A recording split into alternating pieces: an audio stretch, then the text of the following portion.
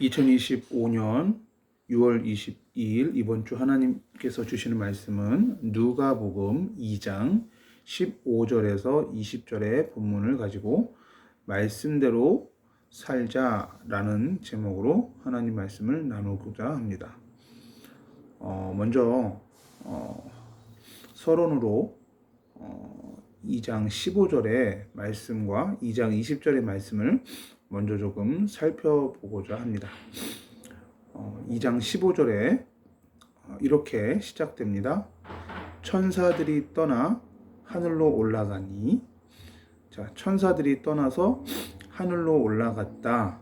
이 말은 뭐냐면 이제 일상생활로 되돌아갔다라는 뜻이죠.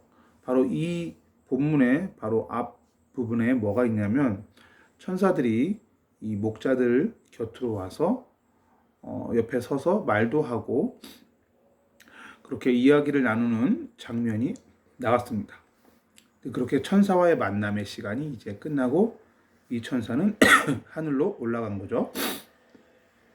자, 우리의 인생에서도 이렇게 때때로 영적인 황홀경의 시간을 가질 때가 있죠. 그리고는 그 시간이 지나서 우리의 일상생활로 되돌아가는 그러한 때가 분명히 있습니다. 그렇다면 성령 충만한 삶은 무엇일까요? 이런 목자와 천사가 만나고 있는 이러한 영적인 황홀경의 시간이 계속되는 것이 성령 충만인가요? 아니면 그 영적인 황홀경의 시간이 끝나고 나서 다시 일상생활로 되돌아갔을 때 그 일상을 충실히 하나님의 말씀에 순종하며 살아가는 것이 성령 충만한 삶일까요? 제가 볼 때는 전자보다는 후자가 성령 충만의 그 본질적인 모습이다. 그렇게 생각이 됩니다. 성경은 그렇게 이야기하고 있습니다. 하나님은 항상 우리의 일상생활 가운데 개입하시고 우리의 일상생활 가운데 역사하시고 하나님 당신의 계획을 이루신다라는 것입니다. 그러므로 저와 여러분들이 일상을 살아갈 때 충실하게 살아가시기를 간절히 부탁을 드립니다. 전도서 2장 24절에 이렇게 말합니다.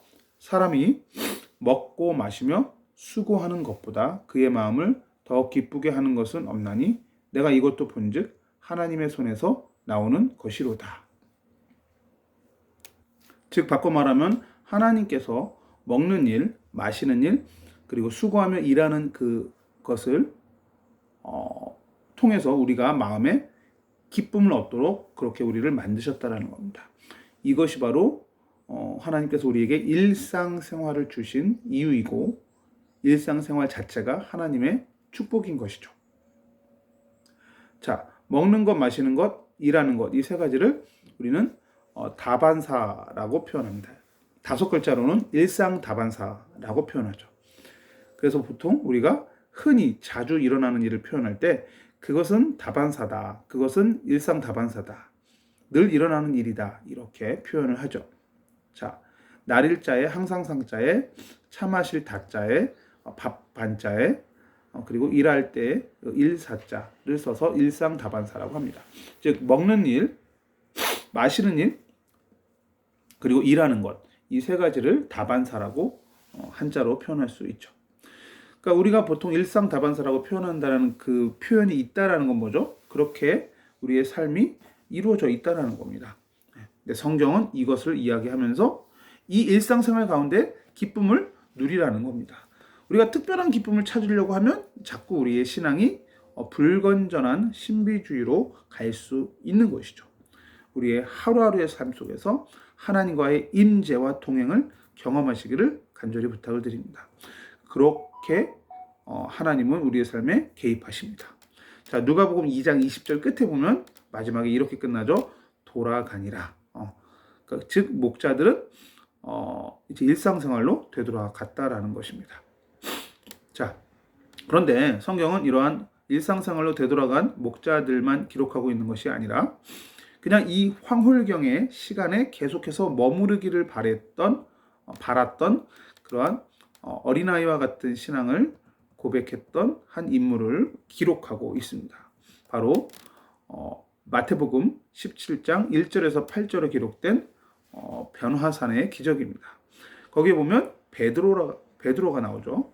베드로는 모세와 엘리야와 예수님이 함께 변화된 모습으로 이야기하는 것을 보니까 뭐라고 얘기하냐면, 주님, 나도 이곳에서 초막셋을 짓고 이 변화산에 계속 거주하기를 원합니다 라고 고백을 하죠.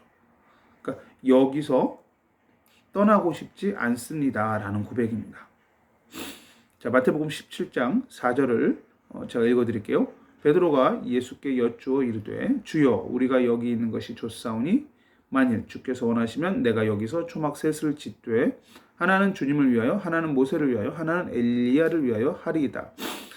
자, 근데 예수님은 그것을 허락하지 않았죠. 자, 우리가 어떠한 집회나 수련회를 통해서 은혜를 많이 받았으면 어떻게 해야 돼요? 그 집회 장소나 수련회 장소에 계속 사는 것이 아니라 우리는 일상으로 되돌아와야 됩니다. 그리고는 우리의 일상에서 그 받은 은혜대로 살아가야 되는 것이죠. 바꿔 말하면 성령으로 충만한 사람은 우리의 일상생활을 신실하게 한다는 겁니다. 우리의 일상을 성실하게 살아간다는 겁니다. 성령 충만한 사람은 설거지를 잘하는 것이죠. 성령 충만한 사람은 방 청소도 잘하는 것입니다. 이 말씀이 꼭 여러분들 삶에 적용될 수 있기를 간절히 부탁을 드립니다. 자, 오늘 본문으로 다시 돌아와서, 자, 오늘 본문에 목자들은 어떻게 했느냐. 오늘 말씀의 제목이 말씀대로 살자예요. 자, 본문에 이 목자들은 이 천사들과의 만남이 끝난 다음에 어떻게 자기들끼리 이야기를 나누냐면, 목자가 서로 말하되, 2장 15절입니다. 이제 베들레헴으로 가서 주께서 우리에게 알리신 바 이 이루어진 일을 보자 하고, 즉 나에게 주어진 이 하나님의 약속의 말씀이 과연 진짜 사실인가 진실인가를 확인하기 위해서 베들레헴으로 갔다라는 겁니다. 즉 베들레헴은 나에게 주어진 이 말씀 성취의 현장인 것이죠. 내게 주신 그 삶의 현장입니다. 그 삶의 현장, 말씀의 현장으로 가서 나에게 주셨던 그 말씀이 진짜인지를 확인하는 것이죠. 그래서 어떻게 합니까? 16절에 빨리 가죠. 빨리 가서 마리아와 요셉과 구유에 누인 아기를 찾아서. 자, 이 말씀은 마리아와 요셉과 구유에 누인 아기가 있을 것이다라고 약속한 천사의 그 약속의 말씀이 지금 확인되는 장면이죠. 그러니까 말씀이 성취되는 것을 확인하는 그런 장면이 바로 이 16절 말씀입니다. 자, 이렇게 말씀을 확인하기 위해서 빨리 갔다라는 표현은 뭐냐면 적극적으로 순종하고 적극적으로 실천했다라는 것입니다. 우리에게 하나님이 어떤 말씀을 주신다면 그 말씀을 적극적으로 실천하고 적극적으로 순종하기 위해서 우리는 빨리 행동해야 될 때가 있습니다. 그냥 하나님이 알아서 하시겠지, 하나님께서 계획하시면 어떻게 되든 내가 가만히 있어도 하나님께서는 모든 일들을 다 이루시겠지 라는 자세는 결코 바람직한 자세가 아니라는 겁니다. 하나님이 내게 주신 말씀이 진짜 맞다면 그것을 이루어내기 위해서 나도 열심히 할 수 있는 일들을 최선을 다해서 진행하면서 하나님의 이끄심을 잘 분별해야 되는 것이죠. 자, 그렇게 해서 요셉과 마리아와 그리고 아기를 찾아서 17절에 보니까 그들을 보고 나서 만나서는 뭐 합니까? 천사가 자기들에게 이 아기에 대하여 말한 것을 전하니, 즉 천사를 통해서 하나님이 자기에게 주신 것을 이제 전달합니다. 그 내용이 뭐였죠? 누가복음 2장 11절에 있던 내용이었죠. 누가복음 2장 11절에 뭐라고 기록되어 있습니까? 오늘 다윗의 동네에 너희를 위하여 구주가 나셨으니 곧 그리스도 주시니라. 오늘 다윗의 동네에 너희를 위하여 구주가 나셨으니, 누가 나셨다고요? 구원자, 구주, 세이비어가 나셨습니다. 그분이 바로 누구냐면 그리스도, 구약에 예언되어 있던 메시아 그리스도 주시라는 겁니다. 우리가 전해야 될 메시지는 예수가 구주 되시고 예수가 그리스도 되시고 예수가 주 되신다라는 것을 전해야 되겠죠. 그런데 이 메시지를 누가 전했습니까? 목자가 요셉과 마리아에게 전달해 줍니다. 그죠? 자, 이렇게 전하면서 내게 주셨던 말씀이 진짜구나라는 것을 확인합니다. 자, 여기서 재밌는 건 뭐냐면, 자, 이 목자들은 말씀이 이루어지도록 위해서, 말씀대로 살아내기 위해서 빨리 가는 그러한 적극적 순종과 실천을 이행했죠. 그런데 이 목자들이 하는 그 말을 듣고 있었던 마리아와 요셉은 어떠한 반응을 보였습니까?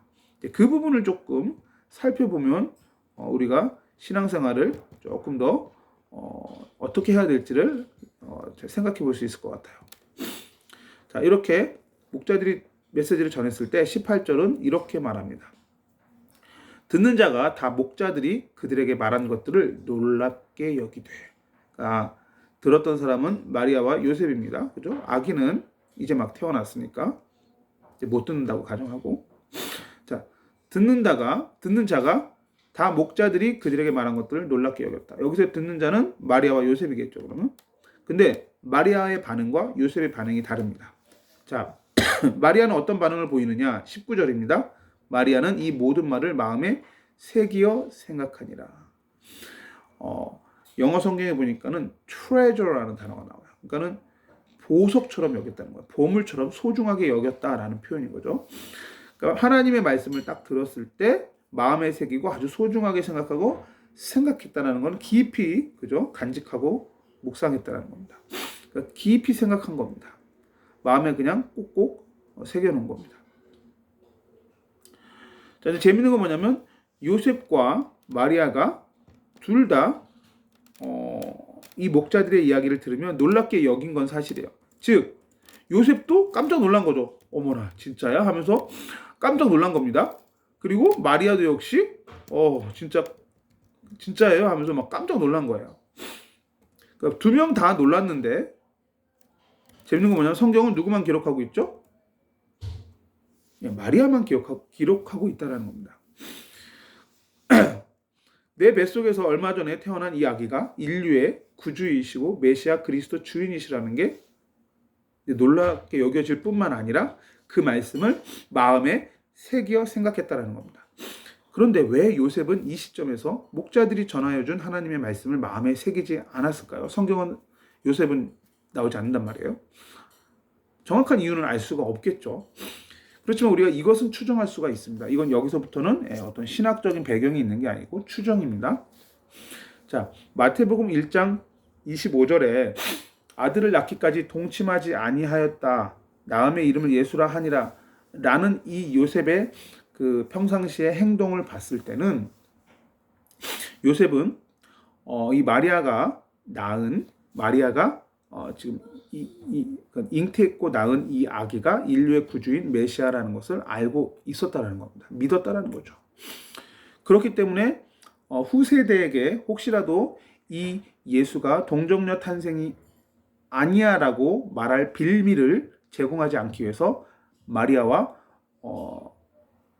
부부관계를 출산할 때까지 한 번도 안 한 거죠. 그런 면에서 볼 때는 요셉은 굉장히 사려 깊고 신실한 믿음의 사람이 분명합니다. 그런데 왜 이 본문에서는 요셉이 안 나오냐라는 거죠. 분명히 일반적으로는 이렇게 말해야 되지 않습니까?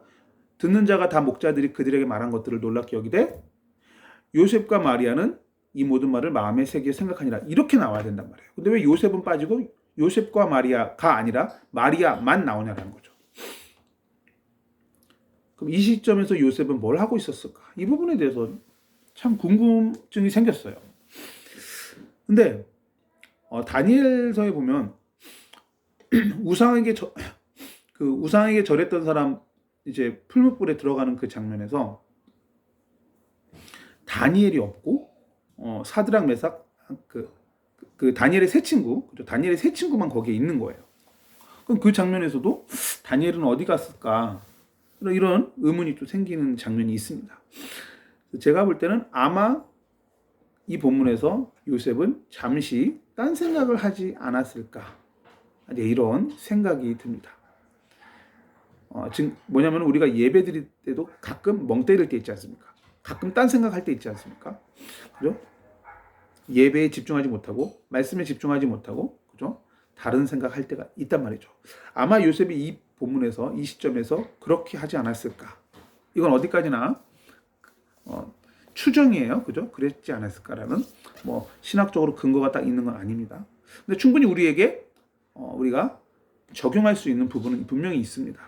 왜냐하면 우리도 신앙생활 하면서 하나님 말씀 들을 때 그렇게 멍 때리고 딴 생각할 때가 있기 때문에 그렇습니다. 그래서 이 중요한 부분에서 요셉의 이름은 기록되지 않았습니다. 우리가 신앙생활 할 때 정말 이렇게 중요한 부분 놓치지 않으려면 말씀 들을 때 특히 잘 듣고 경청하고 그죠? 마음에 새기고 이 마리아처럼 그죠? 보고 들은 말을 마음에 새겨 생각하는 이러한 신앙을 이 마리아의 신앙을 우리가 본받아야 될 줄 믿습니다. 자, 마지막으로 이 목자들은 이렇게 말씀대로 이루어진 것을 확인하고는 20절에 보니까 이렇게 말해요. 20절 목자들은 우리말 성경으로 목자들은 자기들이 보고 들은 모든 것에 대해 하나님께 영광 돌리고 찬양하며 돌아갔습니다. 그들이 듣고 본 모든 일대로 이루어진 것입니다. 자, 표준세 번역으로 다시 읽어보면 20절을 목자들은 듣고 본 것이 다 자기들에게 일러주신 것과 같았기 때문에 하나님께 영광을 돌리며 찬미하면서 돌아갔다. 즉 뭐냐면 천사들을 통해서 하나님께서 목자들에게 주셨던 그 말씀이 실제로 성취가 된 것을 확인했던 것입니다. 그러니 하나님께 영광 돌리고 찬송할 수 있는 것이죠. 자, 오늘 말씀을 이제 정리하자면 하나님의 말씀을 내가 받았다면 이제는 그 말씀이 진짜 사실인지를 내 삶에서 적극적 순종으로 실천해보고 적용해 보아야 된다는 것입니다. 자, 예를 들면 여호수아 1장 8절 말씀 이런 말씀이 있죠. 이 율법 책을 내 입에서 떠나지 말게 하며 주야로 그것을 묵상하여 그 안에 기록된 대로 다 지켜 행하라. 그리하면 내 길이 평탄하게 될 것이며 내가 형통하리라. 실제로 하나님의 말씀을 우리의 입술에서 떠나지 말게 계속해서 입술로 그 말씀을 고백하며 주야로 그것을 묵상했을 때 그리고 그 안에 기록된 대로 다 지켜 행했을 때 어떠한 일이 일어나는지를 확인해야 된다는 것이죠. 정말로 그렇게 하면 우리의 길이 평탄하게 되고 형통하게 되는지를 확인해야 된다는 것입니다. 시편 23편 1절에서 4절에 여호와는 나의 목자시니 내게 부족함이 없으리로다. 그가 나를 푸른 풀밭에 누이시며 쉴만한 물가로 인도하시는 도다. 내 영혼을 소생시키시고 자기 이름을 위하여 의의 길로 인도하시는 도다. 내가 사망의 음침한 골짜기로 다닐지라도 해를 두려워하지 않을 것은 주께서 나와 함께 하심이라. 주의 지팡이와 막대기가 나를 안위하시나이다. 뭘 확인해야 된다고요? 실제로 내가 사망의 음침한 골짜기를 다니는데 해를 두려워하지 않을 이유는 주님께서 나와 함께 하시는 것, 그죠? 지팡이와 막대기가 나를 안위하신다는 걸 확인해야 된다는 겁니다. 어디서 갑자기 주님의 지팡이와 주님의 막대기가 나타나서 나를 안전하게 보호해 주신다는 것을 확인해야 된다는 거죠. 누가복음 6장 38절은 이렇게 말해요. 주라 그리하면 너희에게 줄 것이니 곧 후이되어 누르고 흔들어 넘치도록 하여 너희에게 안겨주리라. 너희가 헤아리는 그 헤아림으로 너희도 헤아림을 도로 받을 것이니라. 자, 조금 쉬운 말로 우리말 성경으로 보면 누가복음 6장 38절 남에게 주라 그러면 너희가 받을 것이다. 그것도 많이 꾹꾹 눌러 흔들어서 넘치도록 너희 품에 안겨줄 것이다. 너희가 남을 저울질하는 만큼 너희도 저울질 당할 것이다. 이렇게 말하고 있습니다. 그러면 실제로 실천해 보셔야 돼요. 남에게 한번 줘보세요. 이웃을 한번 섬겨보세요. 그러면 하나님이 어떻게 다시 채워주시는지 이것도 경험해 볼 필요가 있는 것이죠. 적극적 실천으로 그죠? 말씀대로 살아가는 겁니다. 야고보서 1장 27절은 이렇게 말해요. 하나님 아버지 앞에서 정결하고 더러움이 없는 경건은 곧 고아와 과부를 그 환난 중에 돌보고 또 자기를 지켜 새 속에 물들지 아니하는 그것이니라. 실제로 고아와 과부를 환난 중에 돌보는 것을 하나님께서 얼마나 기뻐하시는지 살아보시는 겁니다. 그렇게 해봐야 우리는 알 수 있습니다. 오늘 말씀대로 살자라는 이 말씀 제목대로 그대로 적극적 순종과 적극적 실천으로 하나님의 말씀을 살아내는 저와 여러분들 다 되시기를 예수님의 이름으로 간절히 부탁을 드립니다. 기도하겠습니다. 하나님, 주께서 주시는 은혜로 하나님 말씀을 적극적으로 순종하며 실천하며 살아가는 우리 모든 정말 이 말씀 듣는 모든 성도님들 다 될 수 있도록 은총 베풀어 주시옵소서. 성령 충만한 사람은 일상을 성실하게 살아가는 사람이라고 말씀을 받았습니다. 신실하게 하루하루의 삶을 예수님과 동행하며 주어진 상황에 기쁨으로 최선을 다할 수 있는 은혜를 주옵소서. 예수님 이름으로 기도합니다. 아멘.